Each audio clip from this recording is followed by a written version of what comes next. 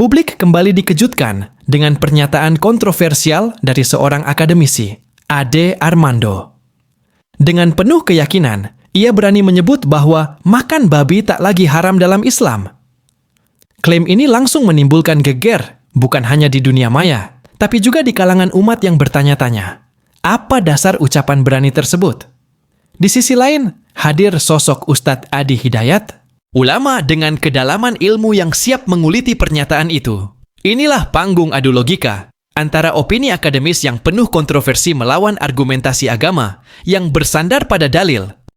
Soal pelarangan makan babi itu sendiri. Saya tahu bahwa mayoritas umat Islam di dunia percaya babi itu haram dimakan. Memang ada perdebatan tentang apakah yang dilarang hanyalah daging babi atau juga seluruh bagian tubuh babi. Tapi terlepas dari itu, saya tahu mayoritas umat Islam percaya babi itu haram. Namun setelah mengatakan itu, kita juga harus tahu bahwa tidak semua umat Islam percaya bahwa babi di masa ini haram dimakan. Salah satu interpretasi bilang bahwa yang diharamkan adalah binatang bernama khinzir. Kata khinzir itulah yang digunakan dalam Al-Quran. Khinzir itu tidak sama dengan babi ternak yang dijadikan makanan saat ini. Khinzir adalah hewan liar yang hidup di gurun Arab di masa Nabi Muhammad hidup dulu. Menyamakan khinzir dengan babi ternak adalah hasil interpretasi yang bisa diperdebatkan. Karena itu kalau khinzir diharamkan, tidak otomatis berarti babi ternak pun diharamkan. Tolong dicatat, saya tidak sedang mempromosikan makan babi ya. Saya tidak makan babi. Tapi ingin saya tekankan, melarang makan babi di saat ini adalah hasil interpretasi juga. Dan kalau ada muslim yang percaya babi ternak itu halal, itu adalah hak sepenuhnya dia. Babi itu tidak tunggal, ada banyak jenis babi. Di luar babi ternak misalnya ada babi kerdil, babi rusa, babi hutan raksasa, ada babi semak Afrika dan lain-lain. Masing-masing jenis babi ini memiliki pola hidup, kesukaan makanan, tingkat kebersihan yang berbeda-beda. Apakah semua babi itu perlu disamakan? Itu pun tergantung pada interpretasi. Baik, kita keluarkan dulu ayat-ayat terkait dengan hewan yang dimaksudkan. Kita ambil 3 saja lah untuk memudahkan. Ada beberapa ayat di Quran. Pertama, kalimat ini pertama kali disebutkan di Quran surah ke-2 Al-Baqarah ayat 183, posisi paling kiri di pertengahan. Innama harrama 'alaikumul maytata waddama wa lahmal khinzir. Quran surah ke-2 ayat 173. Nah, ini di mushaf standar di sebelah sini posisinya. Kemudian kedua di Quran surah ke-5 Al-Maidah ayat ketiga, posisi paling kanan pojok sebelah atas. Nih. Ya. Hurrimat 'alaikumul maitatu waddamu wa lahmul khinzir. Jadi, dan yang ketiga bisa ditemukan juga di Quran surah ke-6 tadi dibacakan di Imam Maghrib kita, tapi belum sampai ke ayat ini, ayat 145. Posisi paling kanan di pertengahan. Nih. Baik. Pertama, sepakat seluruh ulama bahwa hukum babi itu dihukumi haram. Jelas ya? Dihukumi haram. Ingat babinya gitu kan? Dihukumi haram. Baik memakannya ataupun al-intifa' bihi. Ya, menggunakannya untuk kemanfaatan tertentu. Baik memakannya secara langsung atau menggunakan bagian dari babi, baik minyaknya ataupun misalnya lemaknya atau kulitnya untuk dimanfaatkan dalam hal tertentu. Dulu pernah ada yang menggunakan minyak babi atau lemak babi untuk menjadikan pelumas, cat untuk membuat perahu itu, ya dihaluskan dengan itu. Ya, jadi semua perangkat yang melekat kepada babi maka disifati haram, baik memakannya ataupun penggunaan pemanfaatannya. Sepakat sampai sini? Baik. Sedang status babinya sendiri tidak disebutkan kemudian, ya, tidak disebutkan apakah dia dalam keadaan suci atau najis. Baik, babinya memang haram, ya, tapi apakah setiap yang haram itu statusnya berawal suci atau sudah najis pada awalnya? Misal, kita beri contoh misalnya, darah haram tidak? Haram, nggak boleh dimakan gitu kan? Baik, pelan-pelan, najis tidak? Kalau tidak tahu katakan Allahu a'lam. Hati-hati ya, hati-hati. Kalau najis itu artinya kalau kemudian melekat pada diri Anda atau pada badan Anda, maka najis mesti dibersihkan, nggak bisa dipakai ibadah. Nah, sekarang cek, lihat, cek. Kalau darah melekat pada pakaian, bisa nggak dipakai sholat? Tidak, kan najis mesti dibersihkan, kecuali yang tidak ketahuan, kan? Dibersihkan dulu, baru kemudian dengan itu Anda gunakan sholat dengan pakaian yang bersih dari situ. Ya, jelas di sini? Baik, air pipis misalnya, ya, anak yang sudah mulai makan, najis tidak?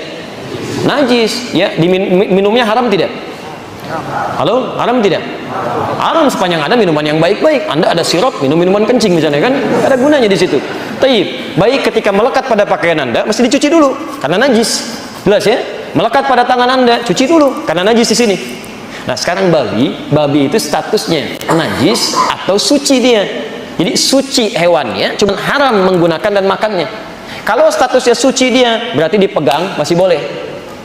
Jelas ya? Tapi dimakan tidak, digunakan tidak. Uang haram nggak digunakan? Haram. Dipegang boleh nggak? Boleh. Haram nih, masya Allah. Gitu kan? Tidak, Anda pegang silakan aja, nggak ada masalah. Tapi digunakan nggak boleh. Uang hasil korupsi sita oleh negara, simpan sampaikan. Begitu sudah halal kembali, baru digunakan. Tapi sepanjang haram disimpan sebagai bukti sitaan di situ. Jelas sampai sini? Baik, hati-hati ya, pelan-pelan di sini. Nah, sekarang status babi ini bagaimana? Maka Imam Malik mengatakan, cuma Imam Malik. Beliau mengatakan bahwa status babi ini hewannya si suci, tohir. Cuman hukum penggunaan dan makannya haram. Ini kalau Anda misalnya dalam konteks ini menyentuh babi sepanjang dia bukan bangkai. Kalau bangkai sepakat di sini. Sepakat dia najis dan haram. Kalau bangkai. Ini babi hidup ya, babi hidup. Misal ada orang tersentuh, ya, bukan sengaja menyentuh. Kalau sengaja menyentuh, ini nggak ada kerjaan juga gitu kan. Baik, misal tersentuh oleh dirinya gitu kan. Kalau pendapat Imam Malik, itu dia tidak najis, walaupun hewannya haram. Pendapat Imam Malik. Tapi mazhab yang lainnya, 3 mazhab yang lainnya, baik itu Abu Hanifah dan Imam Asy-Syafi'i dengan Syafi'iyahnya, Imam Ahmad bin Hanbal dengan Hanbalinya, mengatakan babi itu tidak hanya haram tapi najis. Paham di sini?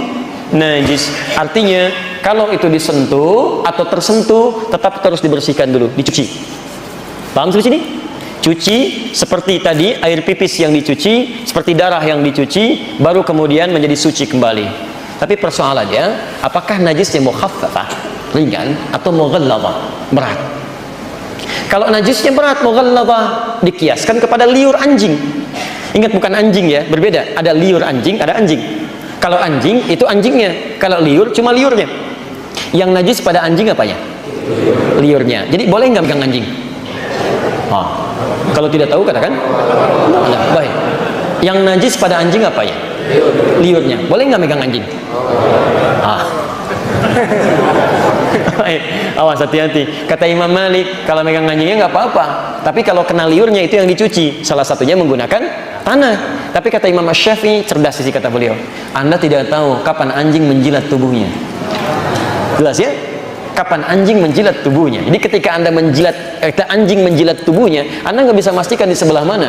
Makanya untuk berhati-hati, kata Imam Syafi'i, beliau katakan anjing itu najisnya aini, seluruh tubuhnya mengandung najis karena dia bisa menjilat-jilat tubuhnya. Ketika Anda sentuh, mungkin bersamaan dengan itu air liurnya ikut ada di situ. Paham sampai sini? Di sini Imam Syafi'i lebih jeli dalam konteks hukumnya. Nah, Bapak dan Ibu sekalian, kata dari mazhab Syafi'iyah, babi itu termasuk najis mughallazah. Jadi kalau tersentuh itu, maka dia harus dicuci. Yang salah satunya 7 kali cucian itu, salah satunya menggunakan tanah. Jelas di sini? Persis seperti membasuhnya tangan atau bejana yang terkena air liur anjing. Cuci dengan 7 basuhan, diantaranya salah satunya menggunakan tanah. Paham di sini? Sedangkan yang lainnya selain Syafi'iyah memandang bahwa tidak tepat mengkiaskan babi dengan liur anjing karena berbeda di sini. Beda. Ya, lihat ketika kias disebutkan ataf di Quran, ataf itu mengikutkan hukum pada sebelumnya. Atafnya babi di Quran tidak pernah diatafkan kepada anjing. Tapi selalu diatafkan kepada bangkai misalnya, kemudian darah misalnya. Al-Baqarah ayat ke-173. Innama harrama 'alaikumul maitata wad-dama wa lahmal khinzir. Ya, menggunakan diharamkan bagi kalian bangkai, darah. Lihat, darah tadi kan najis kan? Bangkai najis kan? Artinya kalau kita pegang kita bersihkan kan? Setelah itu Allah menyebutkan babi dengan huruf waw. Wawunya ma'iyah. Ma'iyah itu menyamakan hukum antara sebelum dengan setelahnya. Jadi yang setelahnya diikutkan pada hukum sebelumnya. Jadi kata dua ulama atau dua madhab yang menyebutkan babi tidak bisa dikiaskan dengan anjing, tapi dikiaskan pada najis lain yang tidak serupa dengan liur anjing. Apa itu? Seperti darah, seperti mayit bangkai, ya mayitah bangkai dan sebagainya. Jadi dari sini, kalau sekiranya ada orang menyentuh babi atau tersentuh dengan keadaan yang nggak bisa dihindari, cukup dia cuci saja yang merasakan bersih dari sisi cuciannya dengan menggunakan sabun tahara atau semisalnya, sehingga dipandang suci dalam keadaan dirinya. Jelas di sini? Nah, tapi kata mazhab Syafi'iyah, kami berpendapat untuk kehati-hatian tetap dia seperti anjing. Ya, dikiaskan kepada air liur anjing yang kalau terkena tetap menggunakan salah satu menggunakan tanah. Di sini kalau kami melihat yang lebih rajih adalah pendapat para ulama yang memandang babi itu haram, termasuk najis, tapi najisnya tidak dikiaskan dengan liur anjing. Jelas ya? Dikiaskan dengan najis yang lainnya yang cukup kemudian dibasuh dengan sabun atau yang serupa yang menghilangkan bekas-bekas najisnya. Paham sampai sini? Baik. Pertama dari sisi kias hukumnya, kedua dari sisi dalilnya, dan yang ketiga dari sisi tujuannya. Ya, awas, maqasidus syariah untuk menghilangkan najis pada liur anjing itu, karena setelah diteliti pada liur anjing terdapat bakteri-bakteri yang tidak bisa dimatikan, dibunuh kecuali dengan menggunakan unsur dari tanah. Sedangkan pada babi tidak, ada unsur-unsur yang berbeda di sini. Jelas di sini? Baik ya. Jadi ini diantaranya. Anjing bahasa Arabnya apa? Kalau tidak tahu katakan. Baik. Anjing bahasa Arabnya apa? Tidak ada di Arab anjing, wallahu a'lam. Madza fil arabiyyati anjing? Wallahu a'lam. Masyaallah. Anjing bahasa Arabnya kalbun atau kilab. Baik. Kalau serigala masuk anjing bukan? Serigala. Wah. Serigala masuk anjing bukan? Awas, hati-hati ya, namanya beda. Serigala disebut dhi'bun di surat Yusuf, akalahu dhi'bu, dimakan oleh serigala. Serigala. Di anjing disebut kalbun, serigala disebut dengan dhi'bun. Awas, ini harus jeli di sini. Karena air liur pada serigala beda dengan air liur pada anjing. Beda, hati-hati. Jadi kalau Anda kena air liur serigala misalnya, hati-hati, mohon maaf ya, kena najis tidak? Tidak sama dengan anjing, tapi pilihannya kena air liur anjing, tangan Anda selamat, atau kena air liur serigala, tangan Anda potong. Pilih mana? Ini nggak usah pelihara kedua-duanya, maksud saya ya, nggak ada kerjaan, ngapain gitu kan? Kecuali untuk kebutuhan yang lainnya. Oh, hati-hati ya, fikih itu selalu fleksibel melihat kebutuhan hukumnya, tapi juga tidak diringan-ringankan. Ada ilat hukum yang mesti dipelajari. Baik, kayak misalnya anjing apa hukumnya dimakan? Haram. Kalau anjing laut? Hati-hati, awas, hati-hati, awas, karena nanti kita akan lihat ada banyak hadis yang menyebutkan kan, al-bahru tahuru ma'uhu wal hillu maitatuhu, yang segala yang di laut itu suci airnya dan halal bangkainya. Ya, halal bangkai yang di laut, di semua yang ada di laut itu halal. Babi apa hukumnya? Haram. Babi laut? Enggak ada, jadi nggak usah nekat. Babi itu haram, bawa ke laut dulu aja. Masya Allah, dilempar ke laut ya. Begitu mati dia sate di situ, tidak, itu tetap haram. Baik ya. Semua yang di laut semuanya halal kecuali putri duyung. Baik. Pernyataan Ade Armando jelas bukan sekadar ucapan biasa, melainkan tantangan terhadap keyakinan yang sudah mengakar sejak ribuan tahun. Namun, apakah klaim tersebut mampu bertahan di hadapan hujan dalil dan logika yang disampaikan Ustadz Adi Hidayat? Perdebatan ini membuka mata kita bahwa kebenaran tidak bisa diubah hanya dengan spekulasi atau bacaan buku tanpa dasar yang kokoh. Bagaimana menurut Anda? Apakah makan babi benar-benar sudah tak lagi haram atau tetap haram sepanjang zaman? Tulis komentar Anda di bawah. Sebarkan video ini agar makin banyak yang tercerahkan. Dan jangan lupa dukung channel ini dengan like, share, dan subscribe supaya suara kebenaran semakin nyaring terdengar.